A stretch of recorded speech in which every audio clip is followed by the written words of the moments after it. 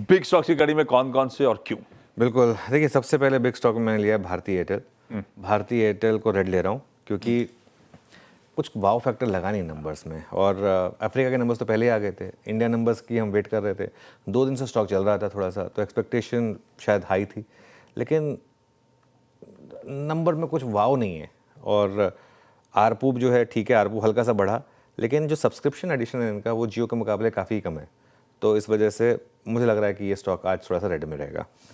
Hexacom को मैं red में ले रहा हूँ, भारतीय हेक्साकॉम को। भारतीय हेक्साकॉम मैसिव आउट परफॉर्मर रहा है, अगर आप देखें stock, in fact one of the best IPOs रहा था भारतीय हेक्साकॉम। इसका 1 साल का चार्ट दिखाइएगा, देखिए क्या मूव रहे हैं भारतीय हेक्साकॉम में, लेकिन नंबर काफ़ी सबड्यूड हैं भारतीय हेक्साकॉम के। और रेवेन्यू, एबिडा, मुनाफा सब घटा है क्वार्टर ऑन क्वार्टर। प्रॉफिट तो 16% घटा है क्वार्टर ऑन क्वार्टर, तो जिसमें खैर काफ़ी कुछ वो अदर इनकम का एक कंपोनेंट था, लेकिन फिर भी एबिडा भी घटा है, और इस वजह से मैं इसको रेड में लेकर चल रहा हूँ।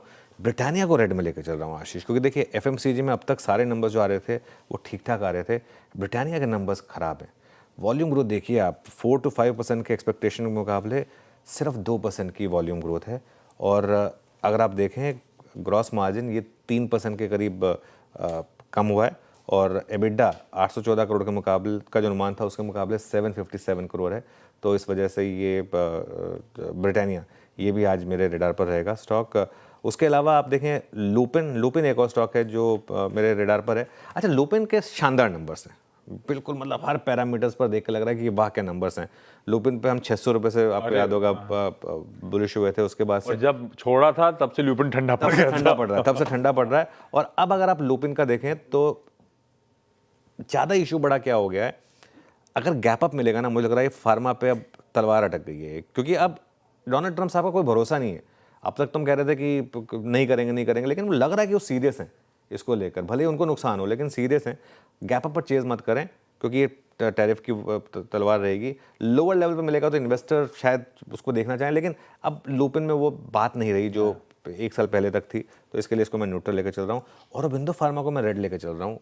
औरोबिंदो को मैं रेड इसलिए ले रहा हूँ, हालांकि नंबर्स परसों आ गए थे, कल रिएक्ट कर चुका है ये, लेकिन जो फार्मा की टैरिफ की तलवार है ना, सबसे बड़ी औरोबिंदो पर ही है।